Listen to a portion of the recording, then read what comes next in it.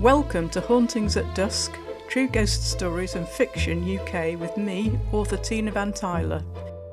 Today's episode is a work of fiction, a ghost story I've written called Me Too.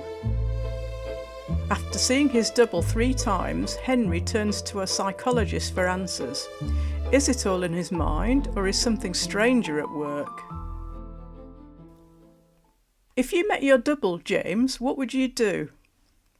Henry, a friend since our time at a London university, leaned forward expectantly. I regarded my companion with interest. His pale complexion was even more bloodless than usual, the high forehead with fair hair swept back, emphasising the air of intelligence I remembered from our student days. He raised his light eyebrows quizzically. Well? Given that we're used to seeing a mirror image of ourselves in the mirror, I suspect I may not recognise myself straight away, I replied with a half smile. Henry stretched his lips tight in a grimace. I'm serious. If you met yourself, not someone who looked like you but who was you, what would you do? I was fond of Henry. We'd been close as psychology students a decade ago, although our lives had diverged since then. I'd qualified as a child psychologist and moved to the Surrey countryside, while Henry had taken a job as a data analyst in the city. Being an anxious person and a great worrier due, I believed, to his difficult start in life, Henry had struggled with his exams but done well in his finals with the help of a little medication. I'd been surprised to hear he'd taken work in such a high-pressure environment, but people can surprise you, and he was earning very well, much better than me. But my old friend had been through a trauma recently and had texted with a request to drive down to my place for the afternoon for what he called a dose of my no-nonsense chat, along with a calming stroll in the fields. We'd taken a walk in the thin March sun, following it with a ploughman's lunch at the local pub. For his visits on chilly days, Henry normally enjoyed a fire in the living room, but today, as I'd knelt to assemble the logs and firelighters, he'd said, scrunching his brows into a frown, "Actually, I'd rather you didn't, if you don't mind." I understood his opposition to the fire this particular day. Then, taking one of the pair of armchairs by the hearth, he'd sighed and sat back. Seeing he was ready to talk, I'd made us each a coffee and taken my seat opposite. That's when the question about doubles came up. "Henry, is your inquiry related to what happened in London?" He nodded, seeming to fold in on himself inside his designer jumper. Then he widened his blue eyes. "Look, I'll just tell you the story, then I'd like to hear your take on it." This is what he told me. "You know I bought a flat in Kensington. You came over once when I lived there with Janine. Fair tore me in two when she dumped me, but still.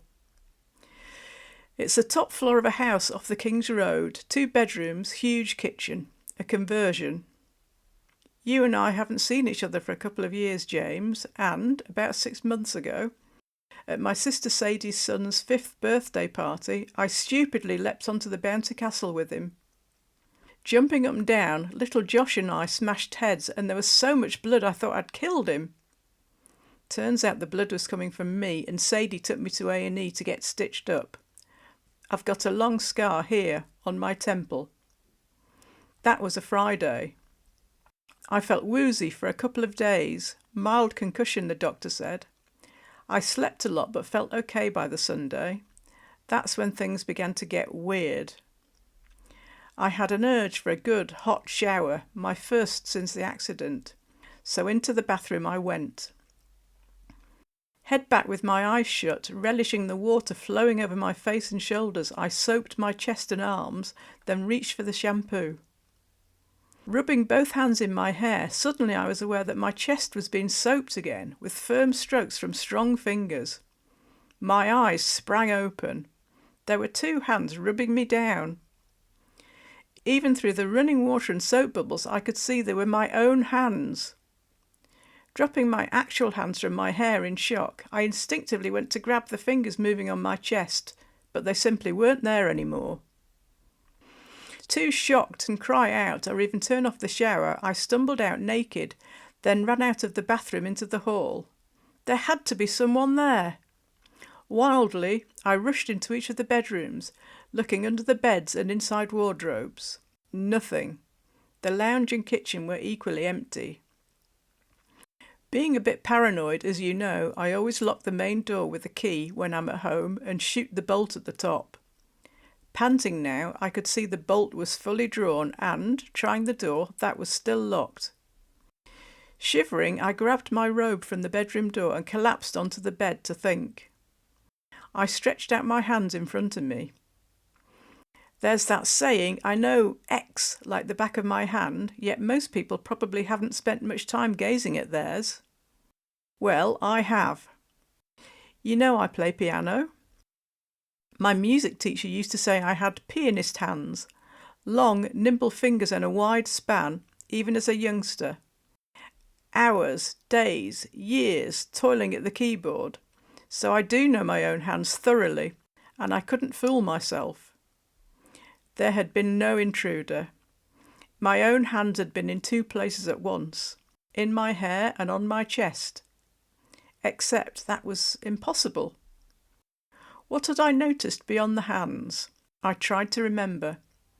It had been hard to see, what with the strong, spread-out flow of water from my waterfall shower and all the suds.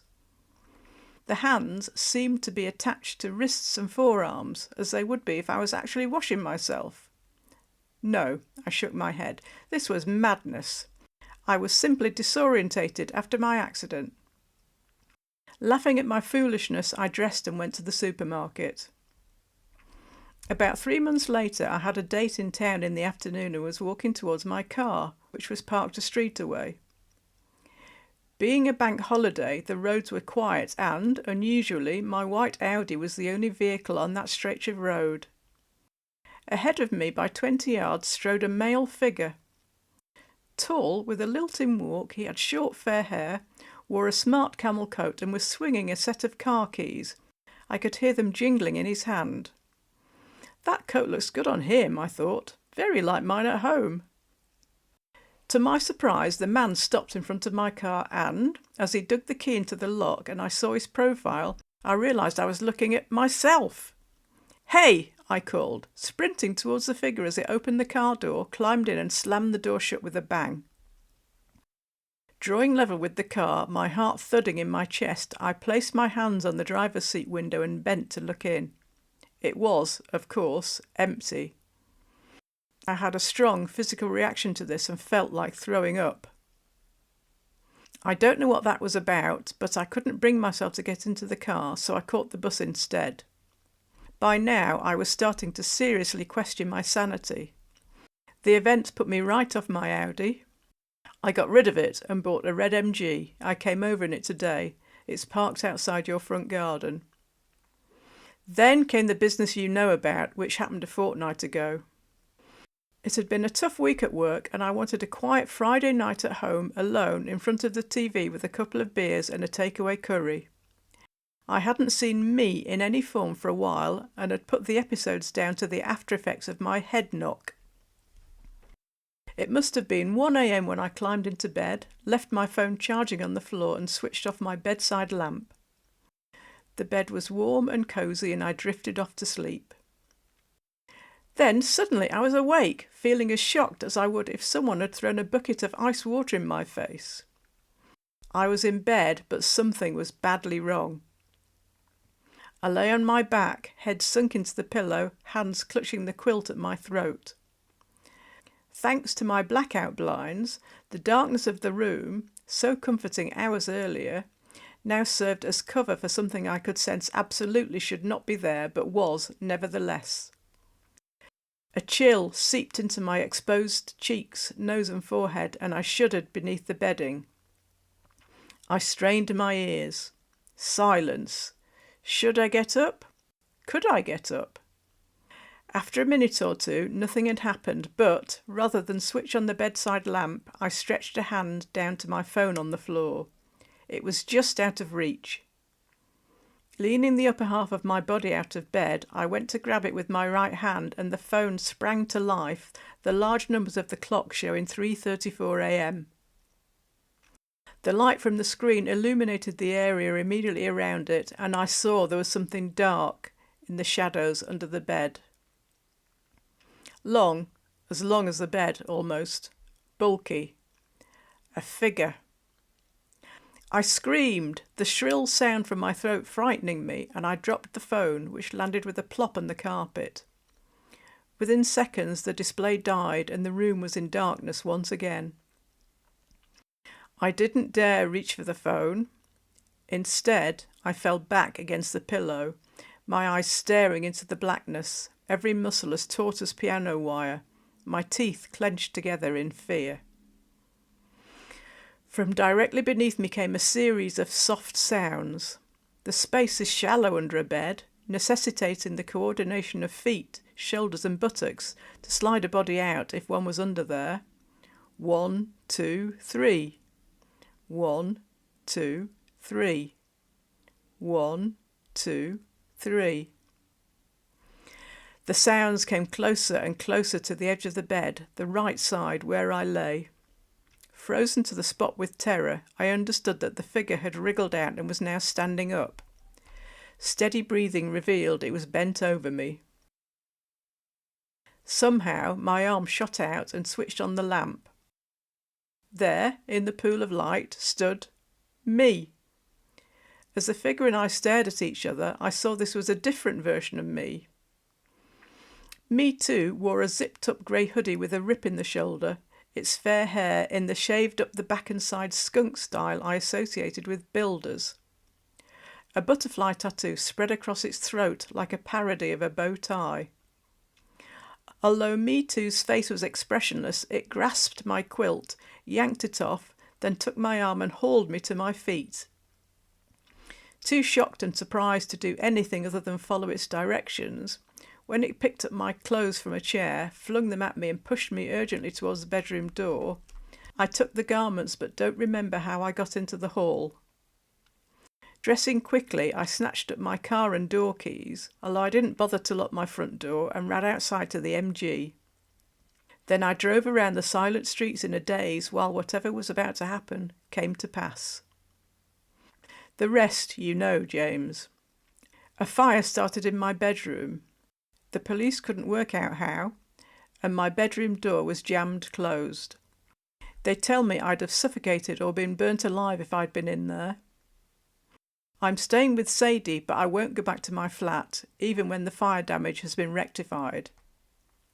I haven't seen Me Too since, thank God. But did he, I, save my life, or did he, I, start the fire anyway? All this goes round and round in my head.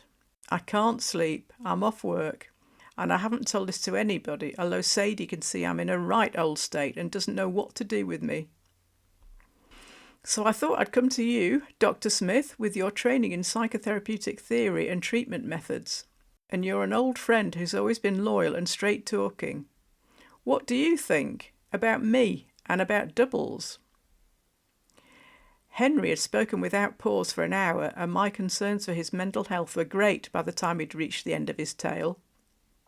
I'd been smiling and nodding at points to encourage Henry to relate the full account of his situation as he saw it, while also flicking through a mental index of which of my psychiatrist colleagues would be most suitable to give my friend the help he so clearly needed. Looking up, I saw Henry had that expectant expression again. I began to sigh, then changed it into a cough. I'm not a medical man, as you know, I began, but I do wonder if your bang on the head may have affected the part of your brain dealing with vision, leading to the... I chose my words carefully so as not to cause offence. Sensation of seeing your own doppelganger or double. After all, these occurrences began after your accident, as you say. I'm not sure this is a matter for psychology, I continued, but I am aware of various people who believe they've seen their doubles. For example, Percy Shelley, the poet, reported spotting his. Yes, replied Henry with a miserable sniff. I read about that. Shelley witnessed his double trying to strangle his wife, Mary, one night. And the man saw his doppelganger again a few days before he drowned at sea. Henry dashed away a tear of fear or anger or both. I've read that seeing your double is often a portent that you're about to die, he said. This wasn't a mental route I wanted Henry to go down. Ah, I replied, that can't be true in your case. Your double, if indeed it did appear, saved your life. Yes, he said more brightly, good point. What do you think about what it was wearing the third time in my bedroom? I suppose, I mused, this could have been an alternative Henry. You and Sadie were born in a poor part of Bradford and the death of your parents. Sorry, I know this is awful for you, but you did tell me this. From a heroin overdose led to the two of you being adopted. If you'd stayed there, rather than ended up in a well-off family who could afford a house near good schools and the like, maybe that's who you'd have become, and your mind conjured that image up. A kind of complicated embodiment of survivor guilt. Survivor guilt, said Henry. Yes, it's not uncommon. You survived, but your parents didn't, and surviving, especially thriving, while others perished, can lead us to feel guilty. Perhaps the you in the camel coat was a halfway house between current Henry and alternative Henry. Night was falling outside. Henry turned towards the window and I followed his gaze. Jilly will be home from work soon and she'd love you to stay for dinner, I said. This wasn't actually true. My wife would want to throw off her shoes and flop in front of her favourite soap with a glass of wine and not speak to anyone for an hour, but I didn't want Henry to feel any more alone than he already did. Reading my expression, Henry got to his feet. No thanks, I'd rather make a start on the drive back to London, he said, looking around for his jacket. Walking him to the door, I explained that I'd emailed the names of a couple of professionals he could speak to, including a neurologist acquaintance. On the doorstep, my friend shook my hand warmly. It means a lot to me that you listen to my tale, James, he said, even though I bet you secretly think I'm nuts. Henry certainly seemed lighter than when he'd arrived, I thought, closing the door.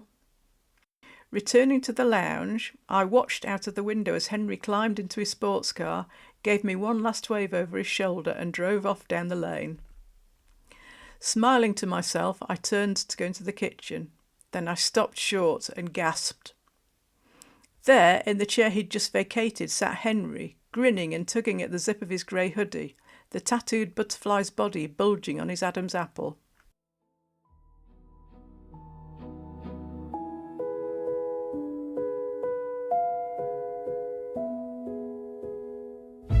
Thanks for listening to Hauntings at Dusk. If you enjoyed today's episode, please subscribe on your favourite podcast platform. Join me again in 2 weeks for another shiver-inducing supernatural story. New episodes on the first and third Friday of every month.